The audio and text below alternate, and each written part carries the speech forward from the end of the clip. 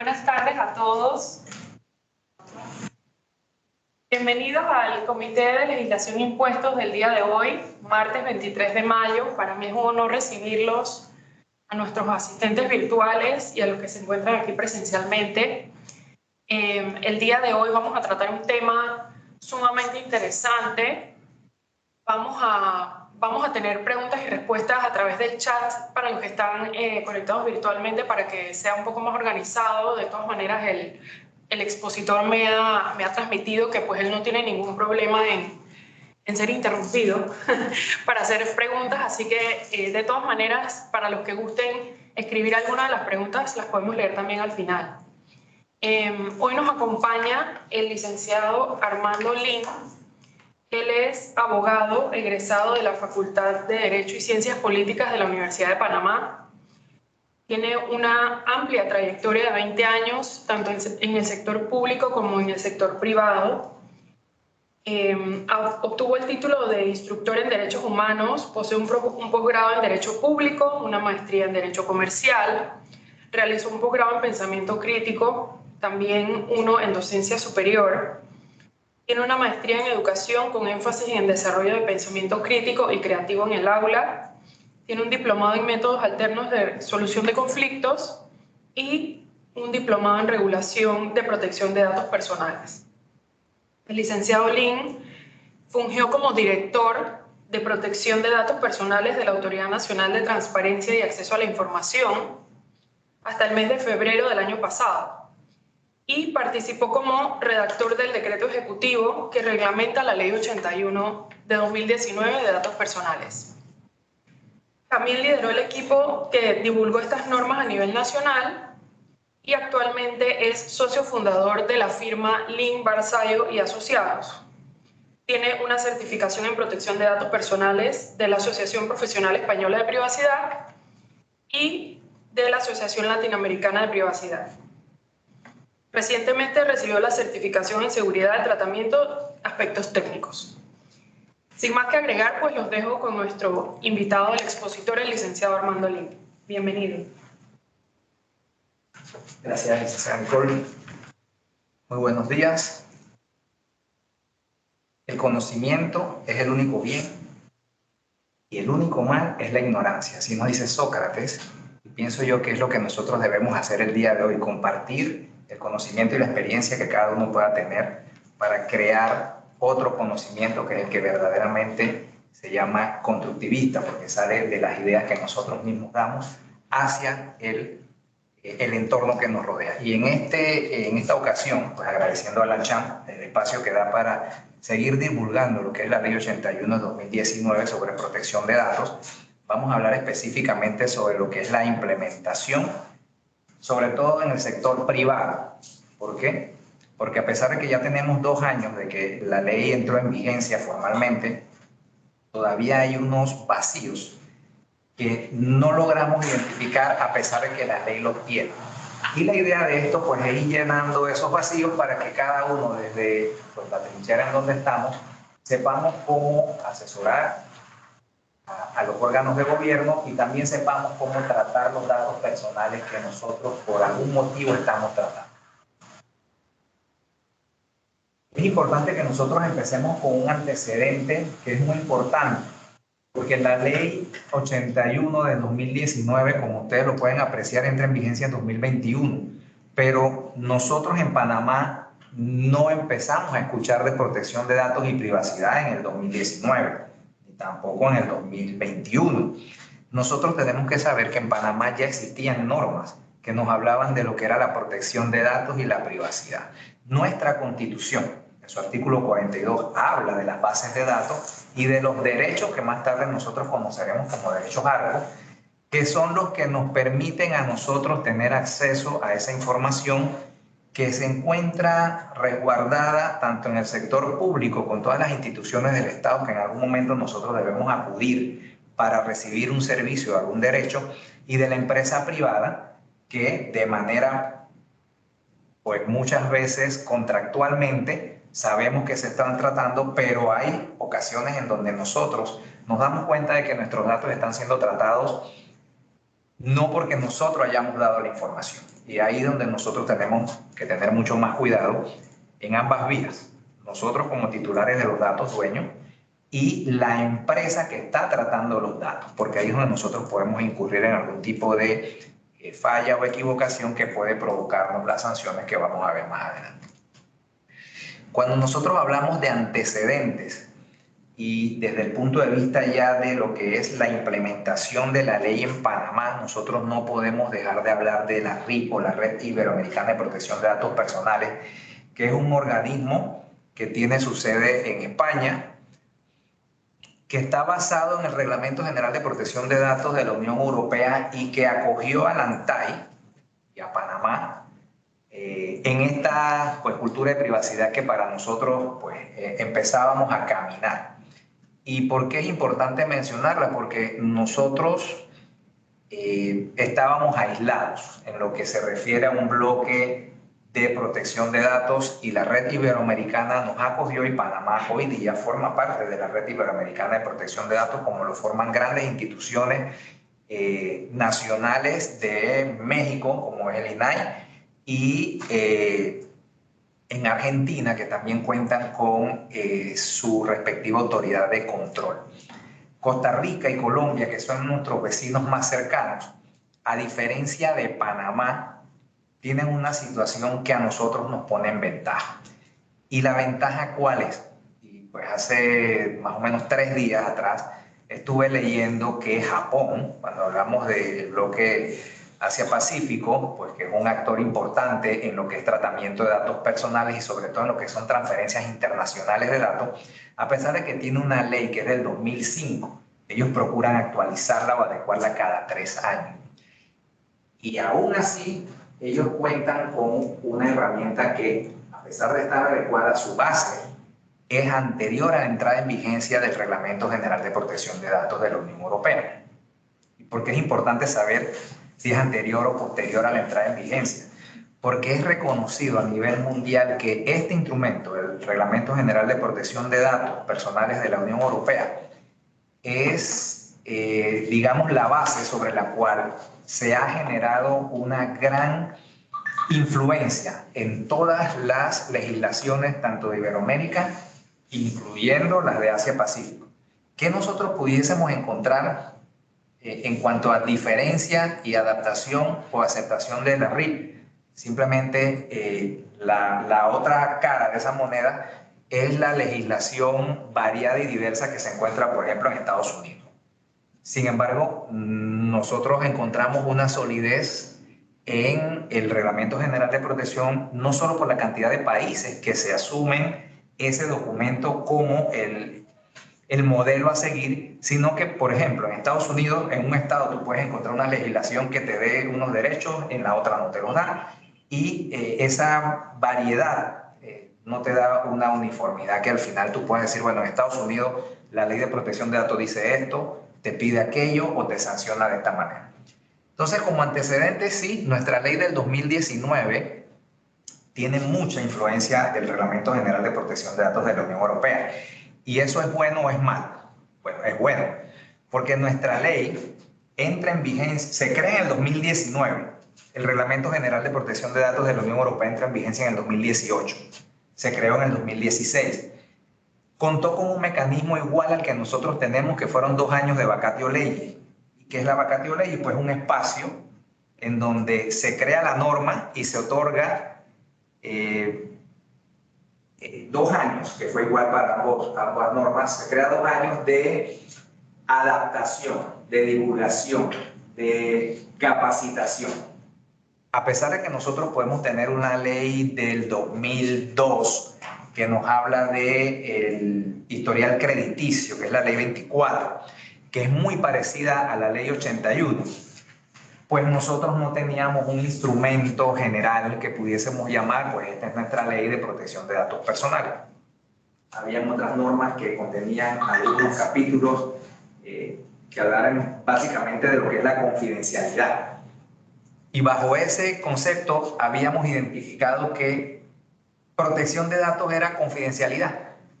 protección de datos no es solo confidencialidad. Si vamos a ver, pues en otra ocasión será, pero el detalle de los principios que rigen la protección de datos, la confidencialidad es uno de los 9 principios.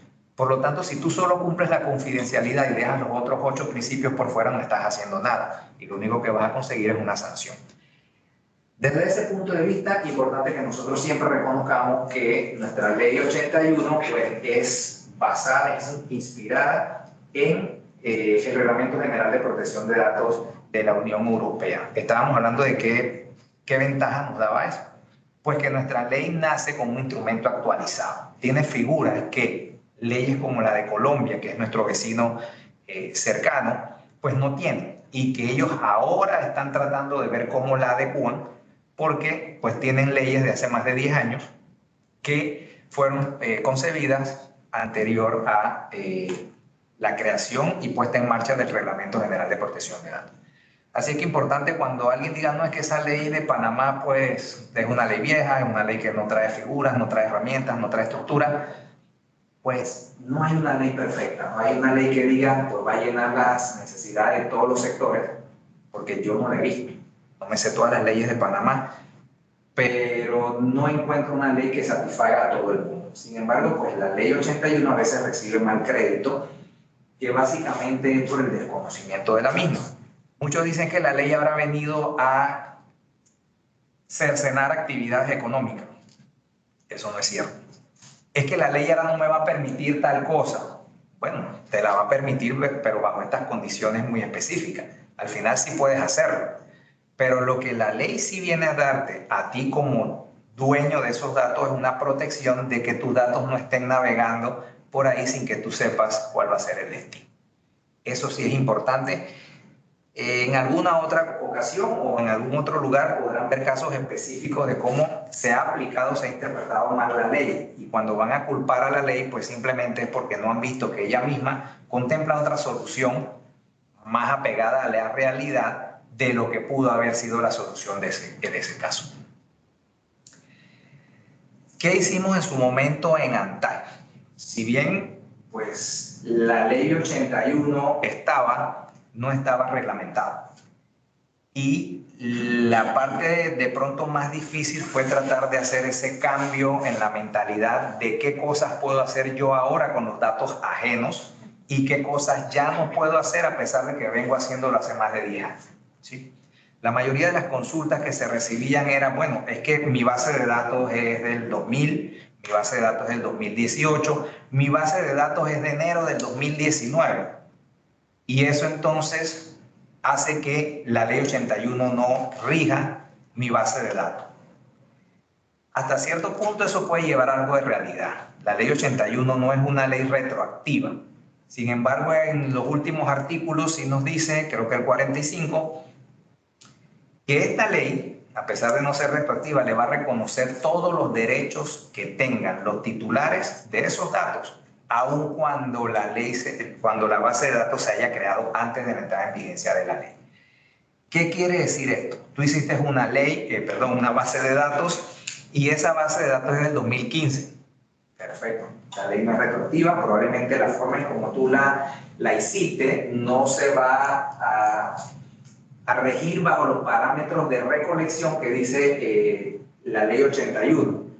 Pero sí le va a reconocer todos los derechos que la ley da. Y los derechos, vamos a ver, hay más derechos que lo que solo llamamos derechos hardware, que están diluidos en algunos artículos, pero que no son considerados pues, los derechos fundamentales como tal, pero que sí existen.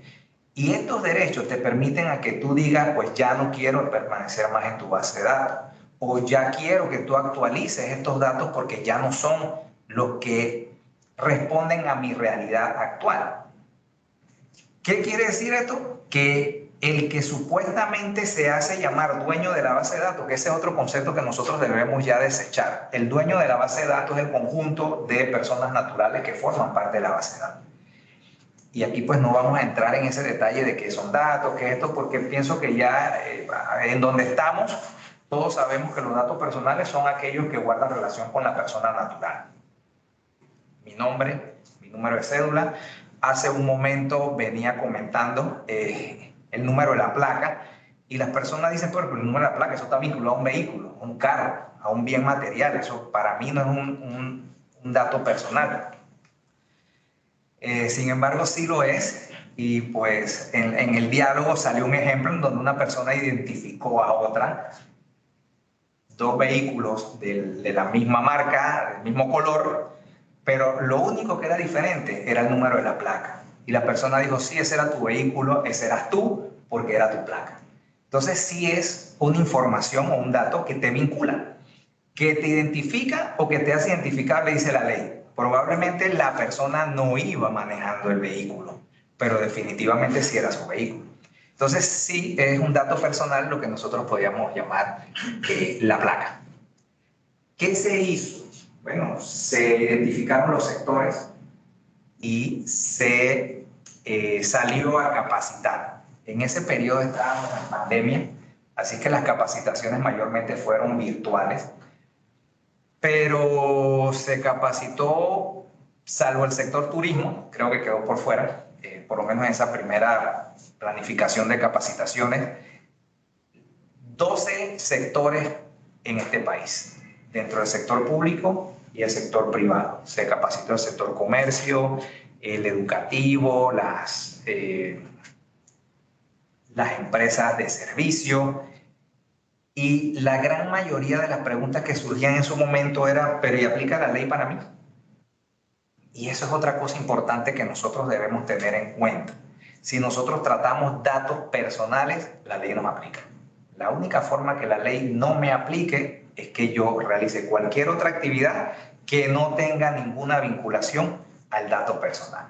De ahí a cualquier empresa pequeña o muy grande, nacional, multinacional, como ustedes quieran llamarla, que trate datos personales en Panamá o que esté representada en Panamá, así sea que la base de datos esté fuera de Panamá, debe ser regida y debe regirse por la Ley 81 del 2019. Me preguntaron qué fortalezas tiene la ley.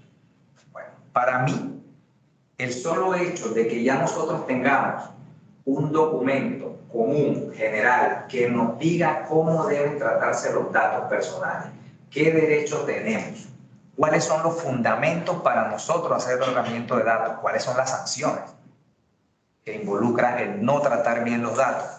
Ya esa es una ganancia. Fortaleza muy específica es una ley que está muy actualizada, como les dije hace un momento, con relación al instrumento fundamental que está utilizando la gran parte de los países en cuanto a tratamiento de datos personales. Es una ley que respeta los sectores regidos por leyes especiales. Y eso pudiese llegar entonces a generarlos un tema. ¿Es la ANTAI el único órgano de control que existe en Panamá en cuanto al tratamiento de datos personales? Y la respuesta es no.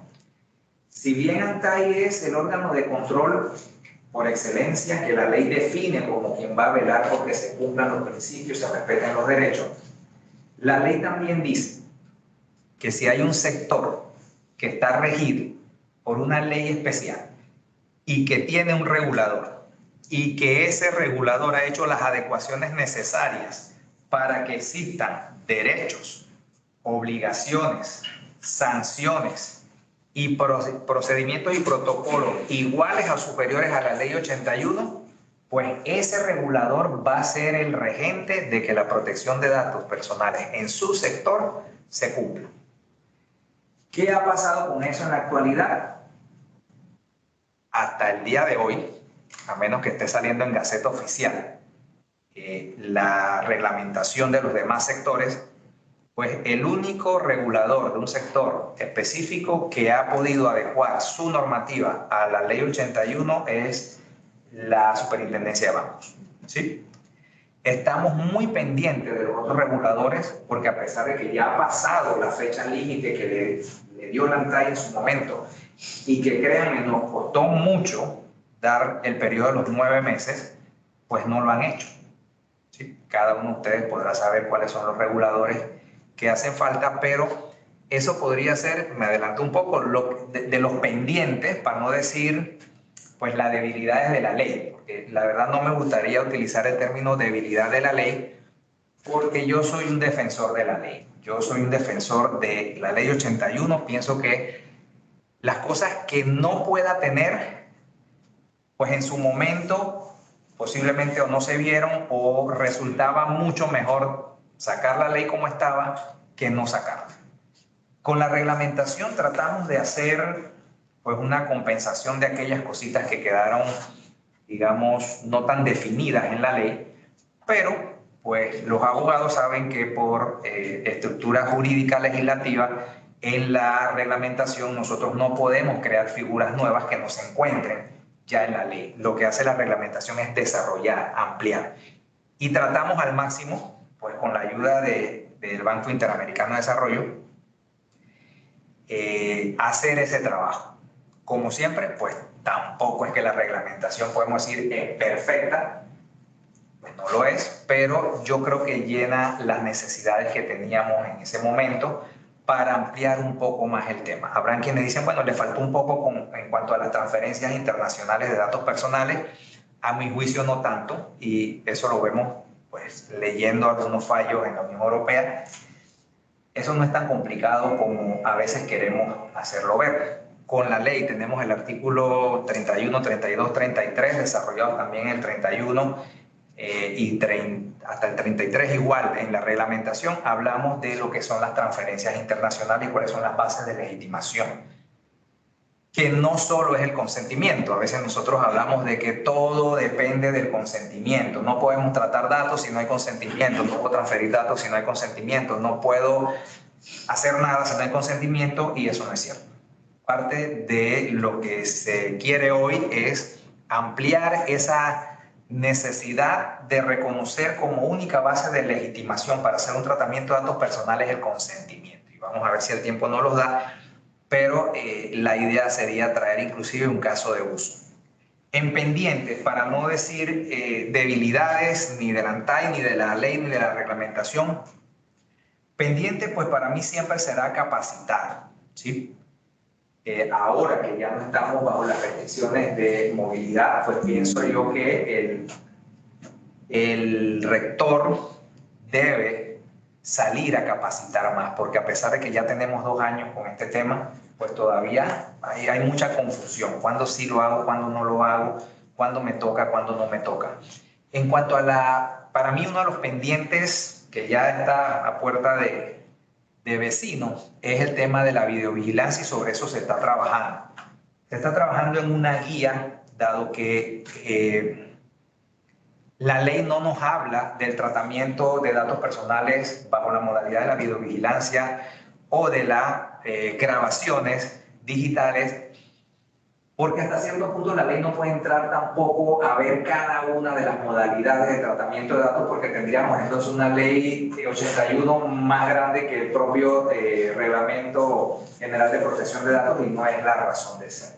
Tanto en Europa con su reglamento como aquí va a ser, nosotros vamos a tener que esperar que el regulador de tiempo en tiempo y según la necesidad vaya sacando hacia el público lo que son las guías, ¿sí? ¿Por qué? Porque sí se habla de qué pasa con los tratamientos de datos que se graban, pero no se da un detalle, ¿sí? No es lo mismo el establecer una cámara en la entrada de mi casa que establecerla en la entrada de un edificio donde hay otras personas más allá de mi familia, y tampoco es igual establecerla en la entrada del Canal de Panamá, por ejemplo, ¿sí? Entonces, lo que nosotros esperamos con estas guías es que, en realidad, pues, nos ilustren el camino a seguir para que haya unificación de criterios, que es lo que puede no existir en este momento. Yo puedo interpretar una cosa, ustedes pueden interpretar otra, y un tercero interpretar otras más. Sin embargo, cosas que nosotros sí podemos saber que no van a faltar en esas guías y que ustedes desde ya pueden implementar son estas 2 cosas. ¿Qué debo hacer yo con una videovigilancia y qué no puedo hacer? Yo debo notificar. Creo que en eso este edificio en su momento hizo la consulta de qué debe llevar un letrero, porque el letrero de notificación no es solamente decir, aquí está la camarita y estoy filmando. Eso no lo dice la ley, pero si nosotros vamos a nuestra fuente de inspiración, que es el RGPD, en ese cartelón, aparte de la imagen de la cámara, debe ir identificado quién es el responsable del tratamiento, ¿sí? Ante quién yo puedo ejercer mi derecho, porque el que tú me pongas una cámara con una imagen de que estás grabando no te da a ti derecho absoluto sobre los datos. Te da a ti la posibilidad de administrar y hacer un tratamiento con esos datos, que en muchas ocasiones, y en esta muy particular, no va a depender de la base de legitimación del consentimiento, porque hay un interés superior, ¿sí? No es lo mismo que me escaneen mi cédula a que en la entrada de un edificio en donde hay múltiples entradas y salidas, pues yo pueda abocarme a decir, por razones de seguridad, yo necesito videovigilar esta área. Sin embargo, que yo pueda entrar a un local y ser grabado, no significa que por eso yo pierdo todos mis derechos, ¿sí? El letrero debe tener la identificación y debe haber siempre un contacto. No me fijé cuando entré.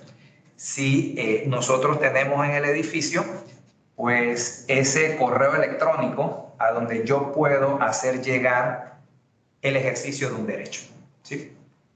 En alguna otra ocasión, pues se hablará de lo que es el ejercicio de los derechos, pero esto es lo mínimo que debe contener el letrero de identificación de áreas que están siendo videovigiladas, donde nosotros no podemos poner cámaras. En los baños, en los cambiadores y en el comedor. ¿Sí? ¿Y por qué? Obviamente, aquí hay privacidad, y aquí el Código de Trabajo nos habla muy claro de lo que es el tema de la hora de descanso, el espacio de descanso, en cuanto a qué puede pasar y qué no debe estar ahí. Y si yo tengo una cámara de videovigilancia viendo qué come, cuándo come, qué hace, cómo mastica, mi trabajador no da lo que al final el código busca, que es la paz y el disfrute de tu hora de descanso, porque tú te estás sintiendo pues acosado por tu empleado.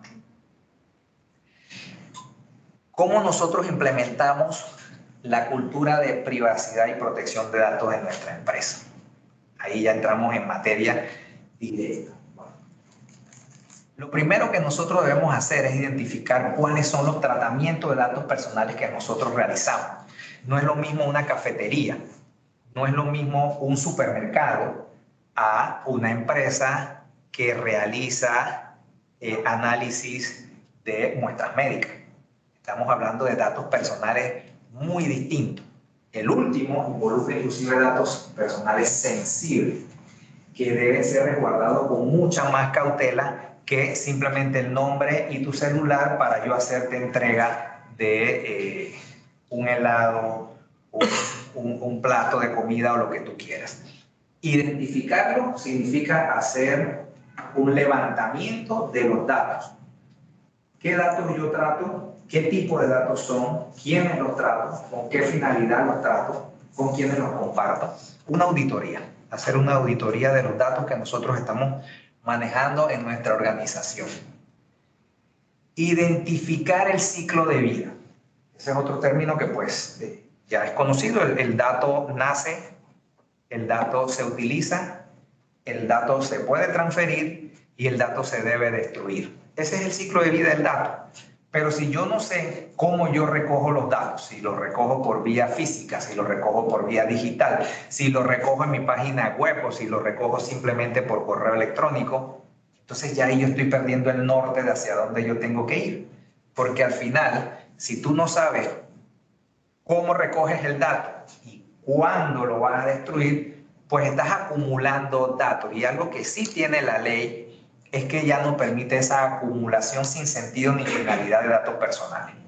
Vamos a hacer una base de datos. ¿Para qué? No sé, para tenerla. Después vemos para qué lo usamos. Ya eso es sancionado, ¿sí? Cada dato debe recorrer su ciclo de vida con una finalidad específica. Y ahí entramos en lo que es el consentimiento. El consentimiento como base de legitimación tiene que ser para esa finalidad. Si en el interín tú te das cuenta que lo puedes utilizar para otra cosa, tienes que volver a pedir un consentimiento en donde tú expliques ahora cuál va a ser esa nueva finalidad que tú has decidido utilizar. La ficha técnica, o lo que llamamos política de privacidad, que también conocemos como el registro de base de datos, lo vemos en la ley, lo vemos en el decreto ejecutivo que la reglamenta. ¿Qué es esto? La ley te dice que si tú tratas datos y lo transfieres, pues tú tienes que hacer un registro de base de datos o una ficha técnica. Esto no es más que identificar cada una de las bases de datos, no tenerlas mezcladas como de pronto antes las teníamos, que en una tabla pues tenías ahí todas las personas y le ponías simplemente una especificación que decía este es proveedor, este trabajador, este es cliente, este beneficiario. Lo que te dice la ficha técnica es que tú ahora tienes que agarrar y dividir, seccionar cada una de esas bases de datos e identificarla. Si es la base de datos de mis colaboradores, pues yo tengo que colocarle que es la base de datos de trabajadores de la empresa. Y ahí colocar todos los datos, colocar para qué la voy a utilizar y sobre todo con quién yo la transfiero, porque la obligación de tener este registro de base de datos nace en la medida en que tú transfieras datos. Si tú no transfieres datos, tú no tienes la obligación de crear el registro de la base de datos. Sin embargo, ¿dónde nosotros tenemos una base de datos que no la transferimos? Si la primera transferencia o la primera sesión, como lo quieran llamar, de la base de datos de toda empresa, es con la entidad que nos cobra todos los meses la seguridad social. Empresa que tenga planilla y pague seguro social ya tiene la obligación de hacer su registro de base de datos porque está permitiendo que un tercero tenga acceso a esos datos. ¿Cuáles datos? Mi nombre, mi cédula, mi salario y mis descuentos. Así es que el hecho de que alguien diga, no, es que eso es solo para los que hacen transferencias internacionales de datos, equivocado. La ley no habla de transferencias internacionales. El decreto ejecutivo no habla de transferencias transfronterizas. Te habla de el que transfiera datos. Transferir datos es al Seguro Social. Como primer ejemplo, ¿no? De ahí en adelante todas las demás que se puedan transferir. Designar o contratar a su oficial de protección de datos. Esto no es obligatorio. Eso es recomendado, una opción. ¿Por qué no es obligatorio? Porque la ley tampoco habla de tu caudal económico. Y probablemente si yo tengo una pequeña empresa que trata datos, que la transfiere porque tengo 2 o 3 empleados, pago mi seguro social, ya tengo la obligación de tener una base de datos, probablemente tenga la obligación de tener política de tratamiento de datos personales, tenga que crear un manual de tratamiento de datos al interno de la empresa, pero de pronto yo no tengo para pagar un oficial de protección de datos. Si yo soy el dueño, está mi secretaria y el mensajero. Contratar a una persona para eso. No lo tiene la ley, no lo tiene la reglamentación porque se dejó como una opción para la necesidad. Si usted considera que el volumen de tratamiento y la importancia, lo sensible de los datos, amerita tener un oficial de protección de datos, usted lo nombra y lo registra en la ANTAD. Si no, usted puede tener una persona encargada, una persona de contacto o tener el servicio contratado o tercerizado. La ley también lo permite. Como contratas a un contador para que de vez en cuando te vaya viendo una vez al mes tus cuentas, como contratas a un abogado para que pues te dé asesoría según lo que tú necesitas, así también la ley te permite que tú contrates un oficial de protección de datos que no va a estar bajo una relación ordinaria de trabajo, pero sí por servicio profesional. Eso va a depender del volumen de los datos que se estén tratando. Otra cosa importante. La protección de datos es algo que debe involucrar a toda la organización. ¿Y por qué a toda la organización? Porque si nosotros solo queremos capacitar o que esto se maneja a título gerencial, mandos medios, pues nosotros estamos obviando la posibilidad de que en el lobby de este edificio un conserje pueda provocar un maltratamiento de datos con mi documento de identidad que comprometa a toda la organización. El responsable del tratamiento no es ese conserje, no es la secretaria, no es el mensajero. El responsable del tratamiento, en el caso muy particular del edificio, es el edificio, su administración, su junta directiva. La sanción, si se comprueba que hay una afectación a los derechos de ese titular de los datos, no se la van a poner al mensajero ni al recepcionista. Se lo van a poner al ente jurídico identificado como responsable de tratamiento. Entonces, por eso es importante que en esta materia todos estemos capacitados, desde los trabajadores hasta los mismos dueños de las empresas. ¿Qué debemos nosotros hacer para estar fortalecidos en este tema? Revisar nuestros mecanismos de captación, de cesión y de descarte de datos personales. ¿Nuestros formularios están adecuados? ¿Ya lo revisamos o somos de los que tenemos una línea que dice por este medio yo autorizo que mis datos sean utilizados? Nos ha correspondido hacer revisión de páginas web en donde las políticas de privacidad son 4 líneas.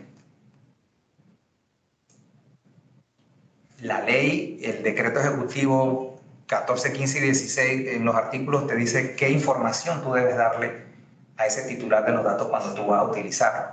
Y de ahí partimos en que mínimo son 9 cosas que debe llevar, que cuando los desarrollas terminas con una política de privacidad pues bastante considerable que trasciende más allá de 4 líneas en donde tú solo dices autorizo a que mis datos sean utilizados. Pero ese es un trabajo interno que si tienen su oficial de protección de datos, pues él debe guiarlos. Si no los tiene, pues crearán los mecanismos para que esto se realice. Adecuar la normativa, así como nosotros nos montamos en los patines con la ley 23 del 2015, así mismo ha tocado montarnos en los patines, esa de cumplimiento. Nos ha tocado montarnos en los patines con la ley 81, porque si bien esa ley, la 23, pues lleva de pronto un nivel un poco más técnico y que involucra menos personas, pero más responsabilidades, la ley 81 es a la inversa, involucra a más personas con sanciones de pronto más pequeñas, ¿no? Acá estamos hablando en la ley 81 de una sanción máxima de $10,000, pero tampoco debemos olvidar que esa misma ley y una infracción a esa ley puede provocar la cancelación del aviso de operación de la empresa. Y una empresa que no puede ejercer la actividad económica que le ha reportado al Estado es una empresa que muere. Sin embargo, pues los que manejan el tema de cumplimiento saben que ahí cuando sacan la lista a veces son 5,000, 10,000, 15,000, 40,000. Y sí, son multas más amplias, pero pues tomemos en consideración que a pesar de que la multa acá solo es hasta $10,000, tiene consecuencias que pueden involucrar el cierre de la empresa. Y este es un punto importante. La ley te dice que no solo debes preocuparte porque tú tengas tus protocolos de protección de datos personales. Tú tienes que preocuparte también porque el que recibe esos datos, si tú le estás transfiriendo datos, tenga también los protocolos. Porque una vez tú transfieres los datos, tú no pierdes la responsabilidad. La única forma que tú puedas garantizar y pronto minimizar esa responsabilidad que tú digas, mira, yo le transferí a esa empresa, pero esa empresa tiene su manual de tratamiento de datos, tiene su política de privacidad robustecida en su página web, tiene un oficial de protección de datos, tiene los formularios adecuados a la ley.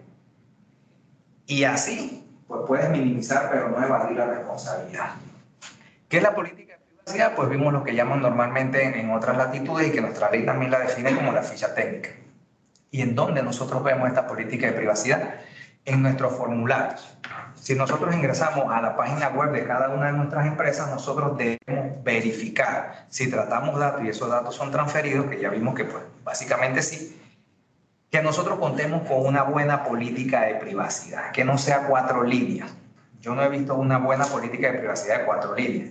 Tampoco que estemos copiando la política de privacidad de nuestro vecino, porque nosotros somos una firma de abogados, somos una clínica y nuestro vecino es una heladería. La calidad, la responsabilidad de los datos que maneja mi vecino, que es una clínica, no va a ser jamás igual a la que yo manejo siendo yo un laboratorio clínico. Entonces nosotros vemos que aplica para todo, solicitud de ingresos, solicitud de productos, solicitud de beneficios. Importante, todo parte en cómo está mi formulario o mi formato de consentimiento. Que ahí es donde nosotros vamos a empezar. ¿Por qué? Porque a pesar de que hay otras bases de legitimación, nosotros también tenemos que tener en conocimiento que por excelencia, si usted habla de ley de protección de datos y pide que le definan, dice, es que ahora pueden tratar mis datos con mi consentimiento y no lo pueden tratar si no tengo mi consentimiento. Esa es una verdad, pero una verdad a media. Hay otras formas en las que puedo tratar datos personales sin que me dé el consentimiento. La página web es fundamental que se tenga bien preparada en cuanto a lo que nosotros debemos tener en ella, aparte de que debe ser de fácil acceso, llegar a esa política de privacidad, esas condiciones que tú me estás dando para el tratamiento de mis datos, debe ser amplia y detallada. Ahí es donde entramos en ese detalle de que política de privacidad, damos clic y cuando vamos a ver, nosotros garantizamos que los datos serán protegidos acorde a ley. Eso no me dice nada y estoy incumpliendo. Bases de legitimación. Aquí entramos nosotros en saber qué cosas son las que nos van a permitir a nosotros tratar datos personales. El primero, el rey del consentimiento. Pero no es el único. Habrán tratamientos que van a iniciar solo con el consentimiento. Pero habrán otros tratamientos que no. ¿Qué hago yo como responsable del tratamiento? Como empresa que estoy tratando datos, tratar de ubicar cualquier otra base de legitimación que no sea el consentimiento. ¿Por qué, licenciado? Si el consentimiento es lo que usted nos está diciendo que es el rey de la base de legitimación. Sí, pero el consentimiento es muy ingrato. El consentimiento no es muy sólido, porque la ley te dice así como das el consentimiento, así mismo de fácil debes poder retirarlo. Obviamente no tiene consecuencias anteriores. Si yo te di el consentimiento para que utilizaras mi foto y la publicaras en tus redes sociales, pues lo que publiqué en su momento contaba con una base de legitimación. Pero si te digo de aquí en adelante no quiero que lo hagas más, pues yo tengo que retirarlo. Si no existe otra base de legitimación, ¿como cuál? La ley. ¿Alguna empresa puede dejar de mandar la lista de sus trabajadores al Seguro Social? No. Yo no le pido el consentimiento a mis trabajadores para decirle te voy a mandar todos los meses al Seguro Social, en la planilla. Yo no voy. ¿Y qué dice el Seguro Social? Es que a mí no me importa el consentimiento. Yo tengo una base de legitimación que es la Ley 51. Y si tú no me mandas, entonces yo te voy a sancionar. Y ahí es donde nosotros vemos que el rey pierde la corona. Ya no importa el consentimiento de los trabajadores. Hay otra base de legitimación que me dice a mí, puedes tratar el dato. Además, puedes no, debes tratar el dato, debes hacer esto, y no importa si el trabajador está o no está de acuerdo. El contrato, yo tengo un contrato, vamos a empezar por uno más sencillo, un contrato de alquiler. El encabezado, ¿qué dice? Entre las partes fulanito de tal y pone una serie de datos. Puede ser amplia, puede ser muy restrictivo, pero importante que se ponga quiénes son las partes en el contrato y que se pongan los datos bajo los cuales yo te puedo localizar. Son teléfono, una dirección, un correo electrónico. ¿Por qué?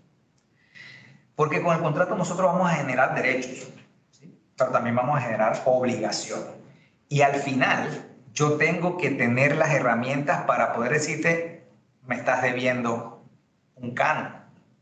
O yo puedo tener el derecho a decirte, tengo filtraciones en la pared del cuarto principal.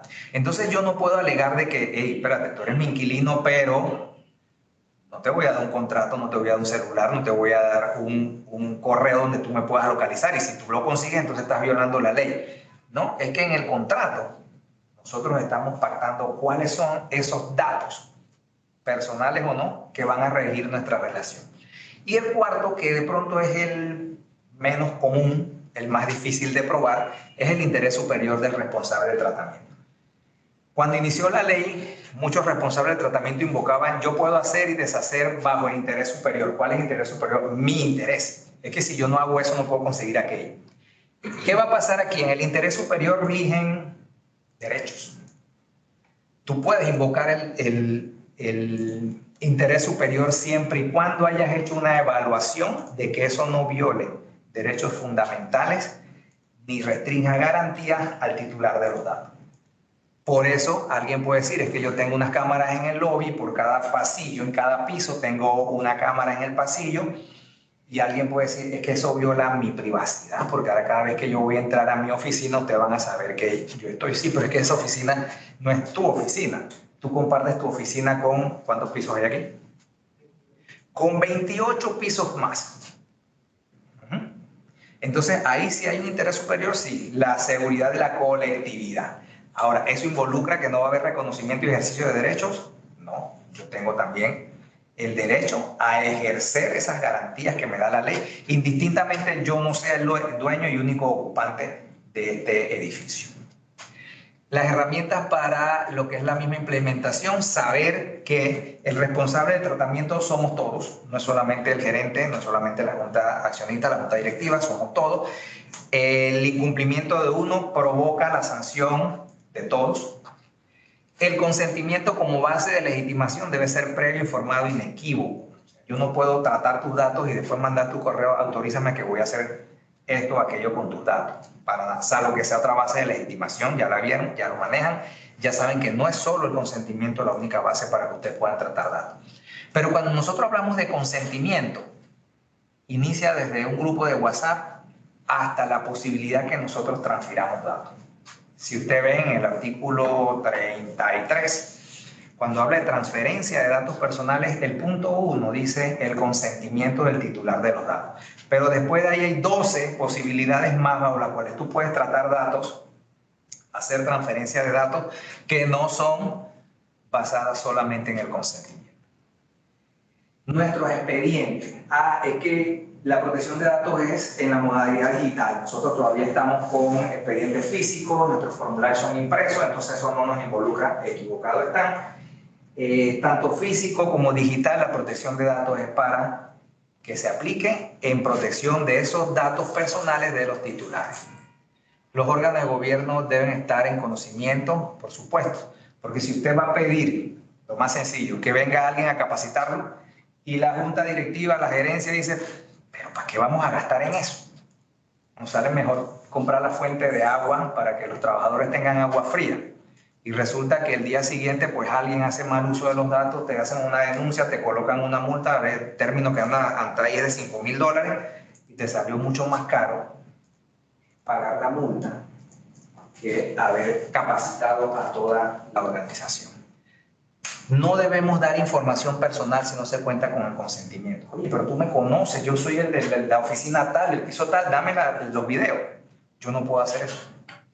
Porque al yo darle los videos, yo estoy transfiriéndole a usted unos datos que tengo con una responsabilidad, con una finalidad que no es compartirla con usted, porque dentro de mi política de privacidad que debe estar, con quien yo transfiero datos, no está transferírselo de manera individual a cada uno.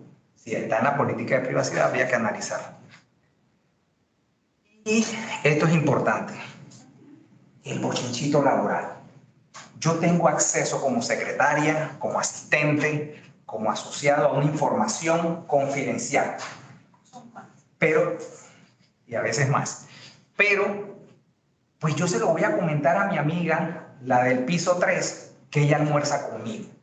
Pero ella es mi amiga de toda la vida, ella estudió conmigo en la escuela y en la universidad. Yo sé que ella no me va a delatar a mí. Y yo le comento algo que es de mi oficina. ¿Dónde termina esa información? No lo sé.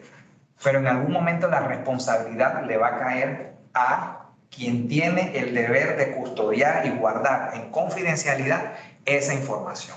Entonces no piensen que el bochinchito laboral es inocente, no produce nada porque yo no lo hice con mala intención. Hay muchos casos en donde eso ha provocado, sin la intención, mucho daño a la empresa. Y disociar es una herramienta que minimiza los riesgos. Nosotros cuando podamos evitar presentar imágenes, presentar datos, pues disociemos, que eso nos ayuda mucho. Y pues creo que por hoy eso ha sido todo lo que pudiese compartirles. Agradezco nuevamente el espacio que se da y pues preguntas y respuestas a la que Muchas gracias, licenciado, excelente presentación. Yo personalmente tengo como 15 preguntas en mi mente, pero quisiera invitar a los que nos acompañan virtualmente a colocar sus preguntas en el chat del grupo. Si alguno de ustedes que está aquí presencialmente con nosotros tiene alguna consulta para el licenciado, pues con mucho gusto la hacemos. Yo quisiera empezar consultándole dos temas específicos que son, bueno, primero hay un precedente de una demanda de un diputado de la República contra un diario de circulación nacional, donde él pues demanda al diario por utilizar su fotografía, su cara, en una nota periodística que trataba sobre un tema de cupos de transporte. En ese caso se invoca la Ley 81 del 2019 y el fallo pues es en contra del diario y sancionan al diario con $5.000. ¿Cuál es su opinión respecto a ese caso particular? Bueno, al inicio dije que muchas veces la ley 81 termina siendo el culpable inocente de malas interpretaciones. Nosotros no tuvimos el tiempo para entrar en detalles de la ley, pero parte de las discusiones que se dan en cuanto al tratamiento de datos personales es si el servidor público tiene derecho o no a la defensa de su privacidad. Para mí sí la tiene, mientras no sea en el ejercicio o bajo la administración de la cosa pública. En este caso muy particular, no se ha presentado públicamente el fallo, pero de los extractos que han podido salir, de lo que justificó ANTAI en su momento con un comunicado y lo que la parte denunciada y sancionada ha hecho público también, se habla de que el utilizar la foto de este diputado y publicarla pone en riesgo, uno, faltó al principio de licitud, o sea, no se hizo con licitud. ¿Y qué nos habla el principio de licitud? Que es simplemente el consentimiento que yo debo dar para que mis datos se traten. Sin embargo, el hecho de que no se sanciona el contenido, ¿sí ven? No hay ningún tipo de por difamar ni nada por el estilo, porque tampoco son facultades de ANTAI, sino el uso o el mal uso de su foto.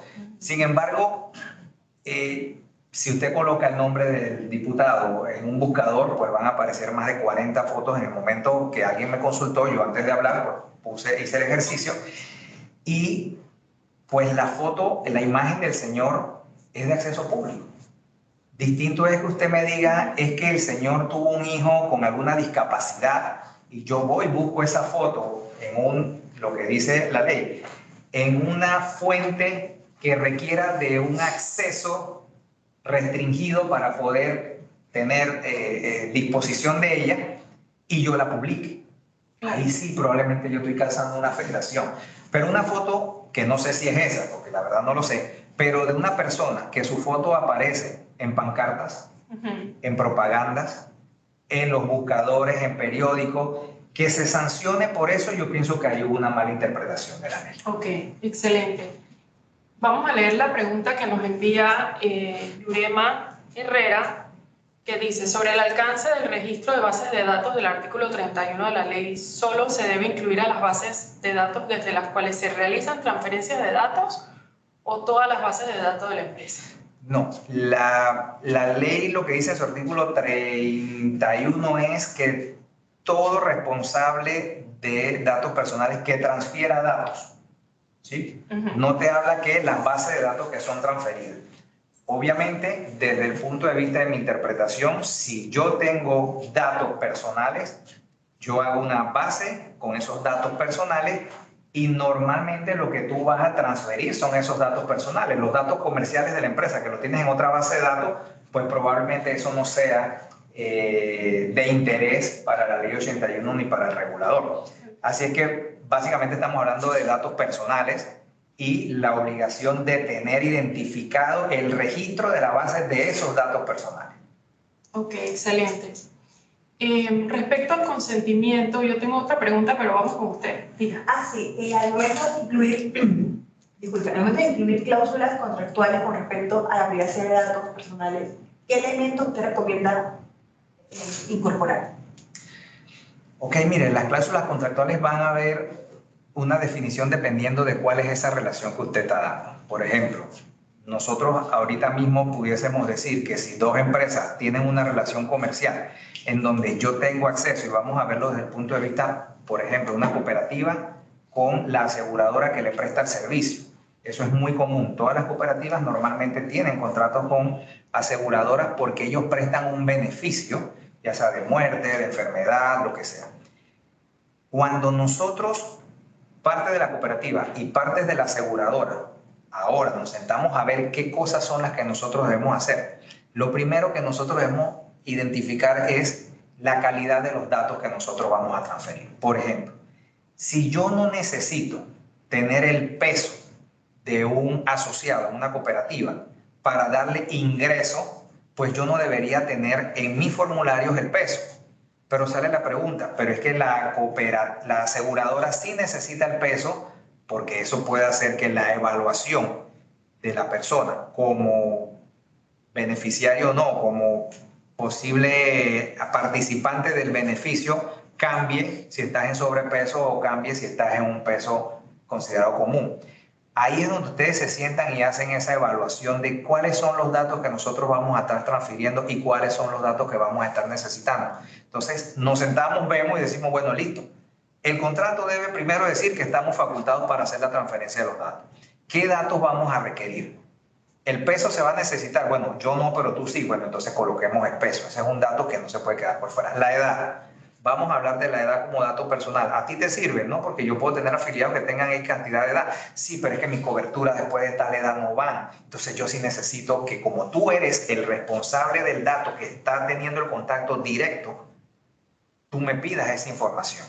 Porque esa información no la recibo yo directamente del titular de los datos. La voy a recibir de ti, responsable de los datos. Entonces yo la necesito. Entonces, obvio, todas las cosas van a depender del tratamiento y su finalidad. Si yo vuelvo al punto de la heladería, que siempre lo coloco, si tú quieres comerte un helado y tienes 20 años, pues igual, yo te voy a vender el helado. Si tienes 89 años, igual te voy a vender el helado. ¿Eso afecta en algo la edad? No. Entonces, si yo tengo algún tipo de formulario de cliente frecuencia de mi heladería, probablemente la edad no sea algo que yo voy a requerir. Y si esa edad, y si esos datos, perdón, yo los voy a compartir con la empresa que me va a hacer el delivery, probablemente tampoco al delivery le interese. Entonces, sentarse a hacer la evaluación de los datos, pienso yo que es lo primario. Ok. Tenemos una pregunta primero virtual antes de seguir acá. Dice Joanca, hola, buenas tardes. Con respecto a la interpretación del tiempo de conservación de los datos que deben mantener las empresas desde que finaliza la relación contractual con el cliente son 7 años. Sí, mire, eso es otro tema muy importante. ¿Qué dice la ley? Usted tiene hasta 7 años después de haberse extinguido la relación o de que se le haya hecho saber a usted que ya no se necesita ese tratamiento. Okay. Hace un momento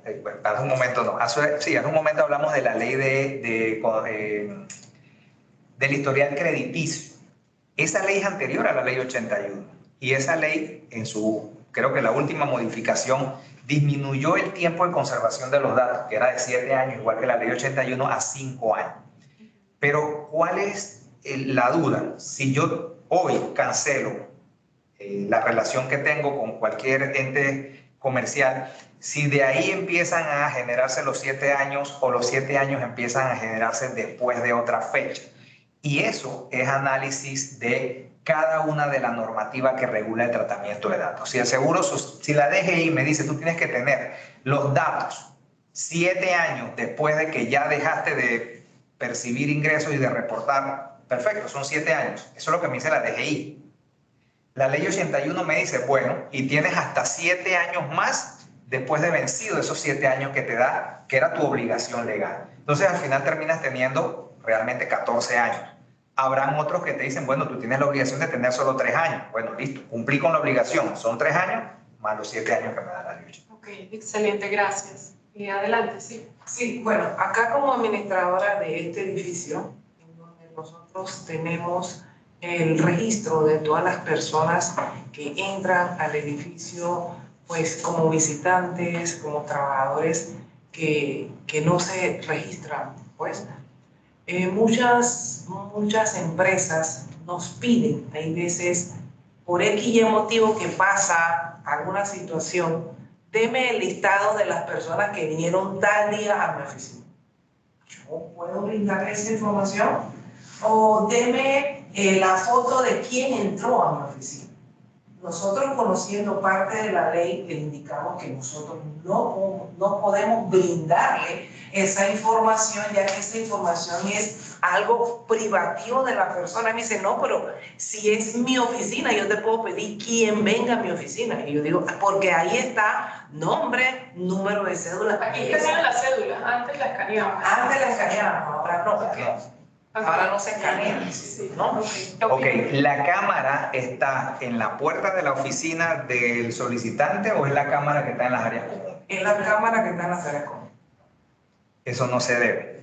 Ahora bien, dice, es que vino alguien, me hurtó un bien. Ah, bueno, ponga su denuncia y que la autoridad competente a la cual usted como administradora no le puede negar las imágenes, que se las solicite y usted se la debe entregar. Pero usted no puede andar repartiendo las imágenes. Esa es la parte que nosotros le indicamos. Pero si la persona quiere un listado de las personas que vinieron del 1 al 15 de mayo a su oficina, yo no puedo entender. ¿Para qué? No sé. Okay. Cuando hablamos de que la protección de datos va en la modalidad física y en la modalidad virtual, nos referimos exactamente a eso.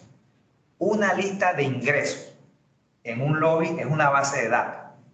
¿Cuáles son los datos que ustedes llenan si fuese una lista manual? Nombre, número de cédula. Los dos datos personales por excelencia.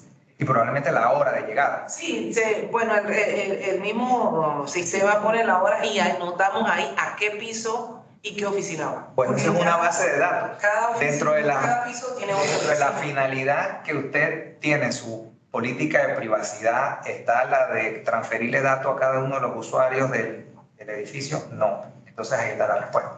Usted no está autorizada para darle esa información de manera individual. Se quiere, tuvo un problema a la seguridad, hurtaron algo, bueno, coloque la denuncia y la autoridad competente la solicita. ¿Puede venir la persona al cuarto de monitoreo de nosotros a ver el video? Porque dice, no me lo puede dar, pero yo puedo verlo. Bueno, acuérdese de algo. Estamos hablando de información, ¿sí? Si yo pudiese ver la cámara de seguridad de la sala de mi vecino, yo estoy teniendo acceso a eso. Entonces, es lo mismo, no es lo mismo que usted me facilite el video a que me permita verlo, pero las consecuencias sí son las mismas. Usted le está permitiendo el acceso a un tercero no autorizado. Ok, gracias. Por cuestión de tiempo, pues vamos con una pregunta de ahí y una que tengo en la mente, aunque creo que le voy a tener que preguntar después que cerremos el comité. Dice Blanca Sandoval, hola, cuando nos hacen un delivery y nos piden tomar foto de la cédula contra entrega, ¿el comercio debería pedirme la autorización para la recolección de la foto de la cédula? Mire, esa es una excelente pregunta y yo como un banco tengo esa misma situación que estoy evaluando si los denuncio o no los denuncio. Eso no tiene ninguna razón de ser. No es que la sustentación del mensajero, que al final no es el que tiene la culpa, lo que pasa es que me lo están pidiendo para comprobar que usted recibió. No. Usted, si no está de acuerdo, no reciba el producto. Es más, si lo quiere recibir, recíbalo también y denuncie. Porque eso está muy mal. Eso es violatorio de todas las normas que hay en todo el articulado de la ley y el decreto ejecutivo. Okay. Eso no es permitido, no tiene ningún fundamento. Claro, se parece mucho a algo que me ocurrió en el aeropuerto de Tocumen. Hay una empresa que se dedica a vender chips para que usted tenga data en cualquier parte. Y entonces la señora, me acuerdo que me dijo, necesito su pasaporte para venderme el chip. Ok, panameña yo, o sea, no soy extranjera. Le doy mi pasaporte y con su celular personal, porque en el fondo estaba su hijo en una bicicleta, le tomó la foto del pasaporte y la mandó por WhatsApp a su empresa. O sea, ¿dónde va a parar mi pasaporte? No sé. Pero todo esto para un chip y no tenía factura fiscal ella ni nada. Te entregan el chip, te entregan un recibo de farmacia y te vas y entregaste la foto de tu pasaporte. Yo no sé qué tan reguladas están estas empresas que tienen puestitos con estos servicios. Bueno, ahí sí ya tendríamos, reguladas todos entran en la regulación. Claro. Y como usted acaba de decir, transfirió esos datos suyos a un tercero que usted no sabe si era la empresa, usted no sabe cuánto tiempo eso va a quedar en su celular, usted no sabe qué uso le van a dar porque no hubo una política de privacidad que se la presentaran antes de capturar sus datos. O sea, no fue previo, informado, inequívoco, casi fue obligado. Sí. Ese es un tema pues que ahorita yo no le podría dar respuesta a cómo están verificando eso desde la ANTAI, pero pues sería muy interesante. Sí. Este tema da para mucho en el sentido de que pues creo que en ANTAI todavía hay 4 funcionarios en la Dirección de Protección de Datos. Para mí eso es insuficiente, ahí se debe invertir mucho más en personal y sobre todo no en cantidad sino en calidad de la capacitación que deben recibir, certificarlos a todos y pues que haya un fundamento mucho más fortalecido en cuanto a la interpretación y la aplicación de esa ley. Claro. Pero parte de lo que nosotros hablamos de los consentimientos de las finalidades es eso. Ese delivery, tomando en consideración el ejemplo que usted da también de la persona que le está vendiendo el chip, el delivery normalmente toma el celular suyo y toma la foto y él la envía. ¿Quién le dice a usted que él borra eso inmediatamente? Nadie. ¿Quién le dice a usted cuánto tiempo permanece él con esa foto? Nadie. Entonces, por eso es que eso no tiene ningún fundamento y es ilegal. Eso lo hace que las compañías de entrega de tarjeta de crédito y de celulares, que cuando van a entregarte, a mí me pasó con que Wireless, no te voy a dar mi celular. Yo, bueno, llévate todos los celulares, no te voy a dar. Yo tengo una tarjeta de crédito que ya me di cuenta que no la necesito porque me la fueron a entregar así y yo le dije, ¿quieres mi celular? No, le puedo mostrar la cédula, soy yo, llene. No es que yo necesite, llévatela. Y estoy evaluando porque gracias a Dios el tiempo de prescripción que tiene la ley para poner la denuncia es muy amplia. Así es que pues uno tiene para pensarlo. Después que tengas la prueba, tú tienes para pensarlo, meditarlo. Llovió mucho, no llovió, voy a poner la denuncia. Sí, bueno, podríamos quedarnos con usted toda la tarde haciéndole preguntas de nuestro día a día. Al menos yo, por lo menos, tengo un montón de preguntas, pero quiero agradecerle de parte de la Cámara Americana de Comercio y agradecer a los asistentes que tenemos virtuales. Como siempre les digo, los incentivamos a presentar los temas que tengan de interés para hablar aquí en AmCham. Aquí está el código QR que pueden ver en su pantalla para que puedan enviarnos el tema y proponer pues cualquier tema que ustedes consideren que es de interés para el comité. Muchas gracias a todos. Gracias.